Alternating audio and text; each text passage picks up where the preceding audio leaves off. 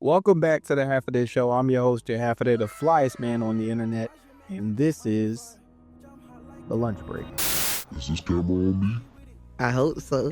But yeah, this last episode of the lunch break is going to be about my greatest hits. This is what the original idea for this show was supposed to be about, which was recapping the takes from last week. But it evolved into something else. Like, I used this honestly to give you guys the takes that I didn't even make yet, and then I remake them on TikTok because for some reason they don't like when I use these cameras on my main page.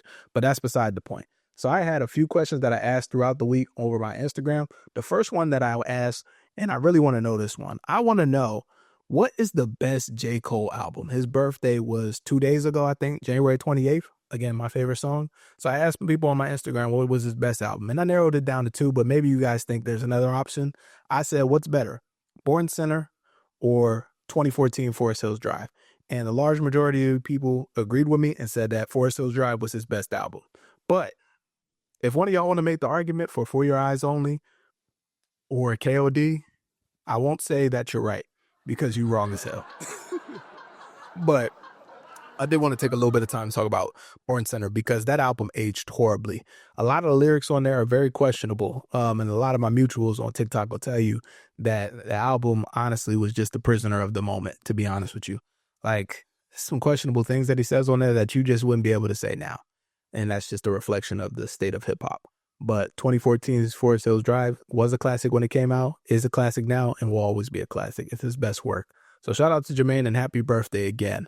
The next question that I asked, and this one was a little bit more controversial, and this one got people in a tizzy on my Instagram. And if you're not following my Instagram, go ahead and check me out on Instagram, J Halfaday, and all other platforms. Same @ name, except this one. The YouTube is the Halfaday Show. And like and subscribe, bitch ass nigga. Or lady, young woman, please subscribe. And if you're an adult who's older than me, apologize for my language. I'm still trying to get right with God. But I asked people, what was the better album between Ari Lennox's Age, Sex, and Location or SZA's SOS, not included the deluxe? And people said SOS. And I want to say that y'all are dead wrong for that. I went back and listened to all of Ari Lennox's catalog last week, and she probably has the best discography for live performances. Like, it's one of those albums. She has a bunch of albums that just sound better when performed live. They're good in the car, they're good in your headphones, but when she has a live arrangement and a band behind her, nobody else is competing with her in this generation. Nobody. Like, so Age, Sex, Location is better than SOS because it is a beautifully arranged project. There are so many classics on that song, and it's a good overall vibe.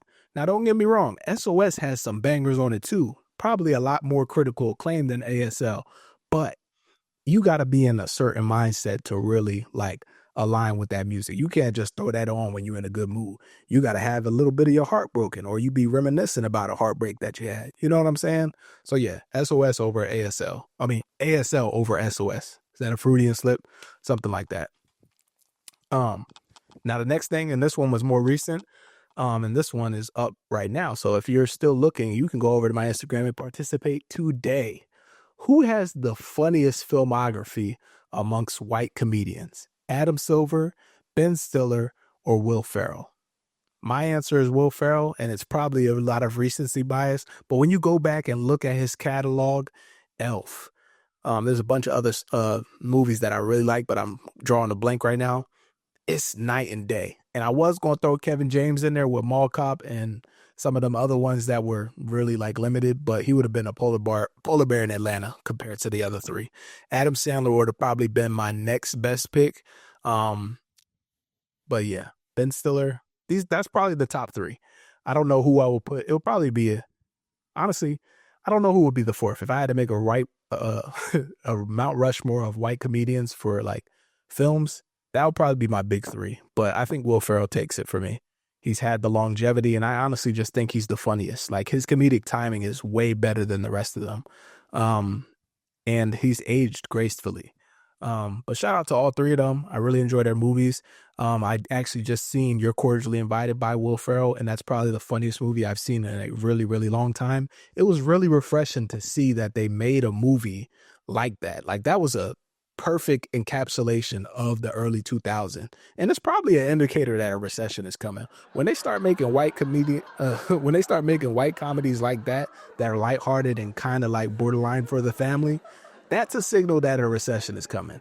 Like, I don't know who the writers were, but y'all don't ever need to be unemployed. I hope that y'all make it out of this recession in one piece. Another signal of that is they start making recession pop. Recession movies and recession pop, they go hand in hand. And that's a signal that the whites are coming back. Shout out to the whites. Y'all always called us the blacks. You know what I'm saying? I'm like, yeah, shout out to the whites. You know what I'm saying? I got a white shirt on. I got no white friends, but salute. I appreciate what y'all do when it comes to good family-friendly movies. Y'all in y'all bag when y'all do that, especially when y'all in y'all bag with that pop music. I'm so glad that y'all getting away from hip-hop and R&B, and y'all starting to make pop and rock and roll again. I appreciate it, because y'all, we can't fuck with y'all in them lanes. I'm keeping 100 with y'all. Y'all got it when y'all want to be white. So yeah, we'll move along with that, because I don't want to dwell. But another thing, I'm really just going to ramble about anime for a little bit, and then I'm going to get out your way with a few administrative updates. But Sakamoto Days, fire. DanDanDan, fire. Solo Leveling, fire. Anime is in a fantastic place right now. I think we got Fire Force coming back, Dr. Stone coming back, and a few other things. But like, I'm eating when it comes to these new gen animation series that are coming out right now. I have no complaints. One Piece will be back in a few. Like, bro, like, I'm really just having a good time. What else will be coming back that I'll probably be watching? I might filter in some talk about Love is Blind and You, the finale, well, not the season finale, but the last season of You when it comes out. I'll talk about that. But yeah, I hope y'all like this switch from doing long episodes into doing like short chunks of episodes for y'all to digest on your lunch break. But the content on this channel is going to be more entertaining and more diverse, because that's what the Half a Day Show is all about. It should break up your day with things that you want to see, things that you should see, and like just something that you can put on and like learn. Education, entertainment, and everything in between. That's me. The everything in between is my travel vlogs. I'm bringing back half a day trips. I'm taking a little break right now because I'm in school, but once I'm out of school, I will be taking a lot of trips this summer.